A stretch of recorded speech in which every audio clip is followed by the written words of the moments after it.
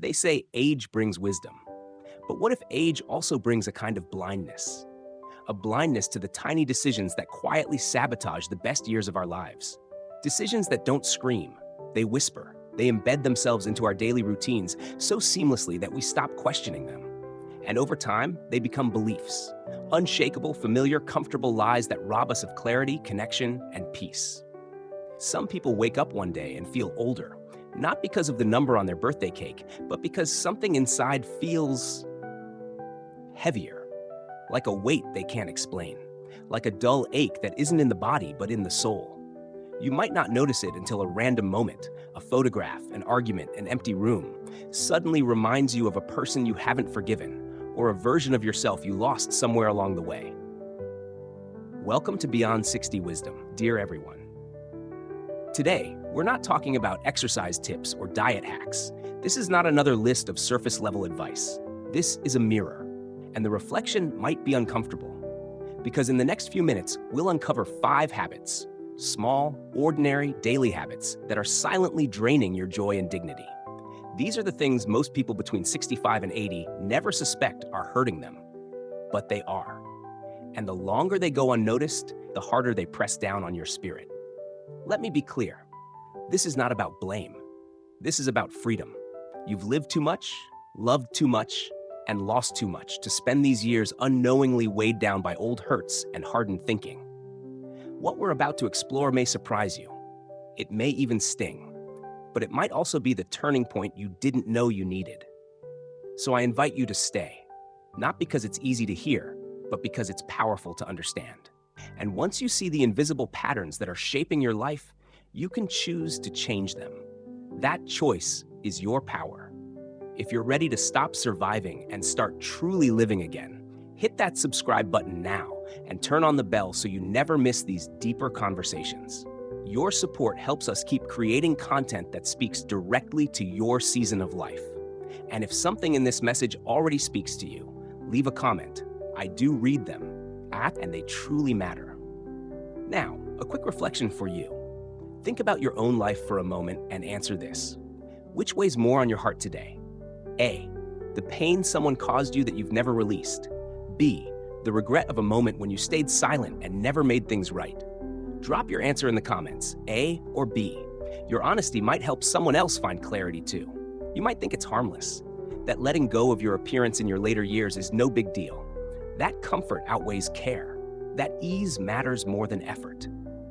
But slowly, almost imperceptibly, a deeper message begins to settle in your bones, that you no longer matter. It starts with skipping your morning routine.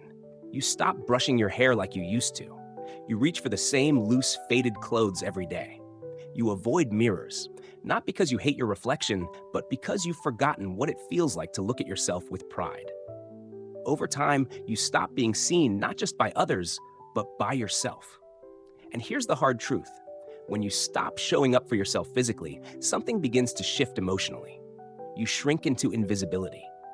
You begin to move through your day like a shadow of the person you once were, convincing yourself it doesn't matter anymore. But it does. Taking care of your appearance is not about vanity. It's about vitality. It's a quiet form of self-respect. It's telling yourself every day that you are still here, still valuable, still deserving of beauty, dignity, and presence. Dressing well doesn't mean dressing young. Wearing makeup doesn't mean pretending to be someone else. These little rituals are acts of remembrance, of honoring who you are and who you've been. I once spoke to a woman named Teresa, 74. She had spent years grieving, first the loss of her husband, then the distance growing between her and her children. She told me, at some point, I just stopped buying new clothes. I didn't see the point. Until one day, her granddaughter gave her a bright green scarf, something she never would have picked out herself. She wore it to the grocery store, just to humor the child. But something unexpected happened. A stranger complimented her. Another smiled. And for the first time in years, she felt visible, real, alive. The moment she walked into the world with intention, the world responded. not because of the scarf, but because of the light that returned to her posture, her eyes, her energy. She told me later, "It reminded me I'm still someone." This isn't just about what people see when they look at you. It's about what you see when you look at you. When you put in the small effort to care for yourself, you send a message to your own heart. I still matter. My story isn't over. I'm not done showing up. And that message, it radiates. It shifts how you move, how you speak, how willing you are to engage with others. It's easier to start a conversation, to accept an invitation, to feel part of the world again, because you no longer feel like you're fading away. The truth is, neglecting your appearance often leads to more than just a wrinkled shirt or unbrushed hair. It leads to isolation, depression, a sense that the world has moved on without you, and that maybe you let it. But it doesn't have to be that way. You don't need a complete makeover. You don't need designer clothes or expensive skin cream. You just need intention. A few minutes a day to reconnect with the person in the mirror. Comb your hair. Put on a shirt that makes you smile. Try that lipstick you used to love. Clip those nails. Do it for no one but yourself. Because how you care for yourself on the outside deeply affects how you carry yourself on the inside.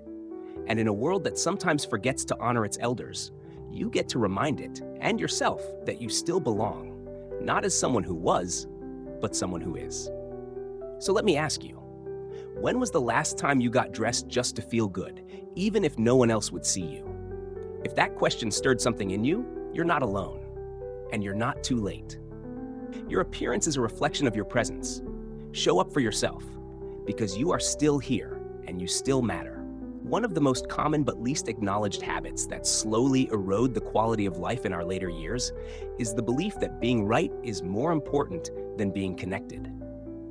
It's subtle. It doesn't always come out as shouting or arguments. Sometimes it's a quiet correction in the middle of someone's sentence. Other times, it's the refusal to hear a different perspective, or the tendency to interrupt, to defend, to instruct, even when no one asked for advice. It often comes from a place of experience. After all, by the time you reach your 60s, 70s, or 80s, you've seen a lot. You've learned through trial, error, heartbreak, and survival. You've earned your wisdom. But wisdom, real wisdom, doesn't need to prove itself. It listens. It observes. It asks questions. It makes space for others to be heard, even if their ideas are unfamiliar or even wrong. There's a particular kind of loneliness that grows when someone feels they must always have the final word. It's not the kind that comes from being physically alone, but from being emotionally unapproachable. Over time, conversations become less frequent.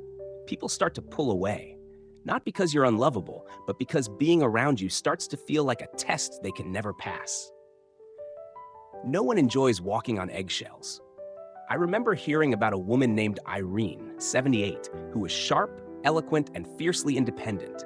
Her son once told a mutual friend, "She's brilliant, but it's exhausting talking to her. Every conversation feels like a debate." Over time, visits grew shorter, phone calls less frequent. Irene didn't understand why. She often said, "I just want people to listen to me. They always think I'm being difficult." But in truth, she wasn't being heard because she was so focused on being right. What Irene didn't realize is that being right had become her shield. It was how she coped with the world changing around her, with feeling left behind, with the quiet fear that maybe, just maybe, she was starting to lose relevance. But the more she clung to certainty, the more she lost the very thing she wanted most: connection. Letting go of the need to correct everyone isn't weakness. It's wisdom in its purest form. Sometimes, the most powerful thing you can do is let someone finish their thought, even if you disagree. Sometimes, the most healing thing you can say is nothing at all, just a nod that says, "I'm listening." Because in the end, people rarely remember who was right. They remember how you made them feel. And it's not just about your children or your friends. It's about the younger generation too. Your grandkids, your neighbors. When you let them teach you something, even something you already know, you give them a gift, the feeling of being valued. You also give yourself permission to remain a student of life, even after decades of learning. That keeps your spirit curious, alive. This doesn't mean abandoning your values or silencing your voice. It means choosing your battles. It means recognizing that every interaction is an opportunity to build a bridge or burn one. The choice is always yours. Do you want to be remembered as someone who always had the last word, or as someone whose words made others feel seen, heard, and loved? You've earned the right to speak, but you've also earned the right to rest your voice and let others speak too. Your presence, your listening, your quiet understanding, these are forms of leadership too. And they're often the ones that leave the deepest impression. So ask yourself, when was the last time you listened? Not to respond, but to understand. That answer might reveal more than you expect, and the shift it inspires could reconnect you to the people who've been quietly longing to come closer. One of the quietest forms of decline in later life isn't physical, it's psychological. It's what happens when curiosity dries up, when every day starts to look like the one before, and when the unknown begins to feel like a threat instead of an adventure. The habit of refusing to try new things might seem harmless at first, even practical. But over time, it becomes a slow retreat from life itself. In our younger years, new experiences are expected, even celebrated. But as we age, routine takes over. It's easier to cook the same meals, watch the same shows, talk to the same people. It feels safe, predictable. But hidden inside that safety is a danger, the shrinking of your world. Without realizing it, you stop learning. You stop asking questions. You stop exploring. And soon, you stop believing that anything new could be worth the effort. It's not about skydiving or learning 5 languages. It's about being willing to step 1 inch outside your comfort zone. That's where life breathes. That's where your brain stays sharp, your heart stays open, and your confidence stays alive. Think about how empowering it felt the first time you learned how to use something unfamiliar. A microwave, a mobile phone, a new kind of bus pass. That spark of understanding, of growth, was proof that you were still capable, still evolving. But when you tell yourself, I don't do things like that, or that's for the younger generation, you're not just avoiding discomfort. You're building invisible walls that separate you from potential joy, connection, and pride. There's a story I'll never forget about a man named Albert. He was 72 when he decided to join a community garden project. He'd never planted anything in his life. On the first day, he admitted he didn't even know which side of the shovel to hold. But he showed up, he listened, he laughed at himself. And slowly, something shifted. The garden didn't just grow vegetables. It grew friendships, stories, purpose. Years later, Albert said, I thought I was just planting tomatoes. I didn't know I was planting a new version of myself. That's the magic of trying something new. It reconnects you not just to the world, but to yourself. It reminds you that you're still becoming. And that feeling, it's what keeps people vibrant in their 70s, 80s, and even 90s. You don't have to change everything, just change one small thing. Take a different route on your morning walk. Download an app and ask a grandchild how it works. Join a class where you're the beginner, not the expert. Eat something you can't pronounce. Say yes to an invitation, even if your first instinct is to say no. The more you do this, the more life you invite in. The world feels wider. Time feels fuller. You create new memories instead of just replaying old ones. And most importantly, you remind yourself that growth isn't reserved for the young. It belongs to the willing. The truth is, aging doesn't have to mean fading, but it does require effort. It requires challenging the comfortable limits you've built around your life. It requires refusing the narrative that your best days are behind you. Because they're not. They are waiting, just on the other side of, I don't do that. So take a breath, take a step. Try one thing you've never tried before. Not because you have something to prove, but because you still have something to feel, something to discover, something to love. Let the world surprise you again. You're not done yet, not even close. There's a quiet kind of pride that many older adults carry, a belief that asking for help somehow means giving up independence. That to admit you can't do something alone is to admit defeat. But that belief, while born from strength, can become dangerous. It turns resilience into resistance. It transforms wisdom into isolation. And without meaning to, many people over 65 begin to silently suffer, all in the name of self-sufficiency. You've lived through decades of doing for others. You've raised families, managed homes, handled challenges without complaint. So of course, it feels unnatural to suddenly ask for help. But aging is not a failure. It's a shift, a transition into a time when wisdom should guide not only how you live, but how you lean on others. Because the truth is, needing help doesn't make you weak, it makes you human. So many older adults avoid sharing when something is wrong. They downplay their pain, ignore new symptoms, or brush off offers of assistance. They insist on changing light bulbs from shaky ladders, driving when their eyesight fades, or lifting heavy things when their bodies protest. And while the intention may be noble, the result is often painful. Falls, accidents, exhaustion. All preventable if only the words, "I could use a hand," were spoken. But the issue runs deeper than just safety. Refusing help creates an emotional distance between you and the people who love you. It sends the message, even unintentionally, that you don't need them, that you don't trust them. And that can leave your children, your friends, and your grandchildren feeling helpless, shut out, or worse, unwanted.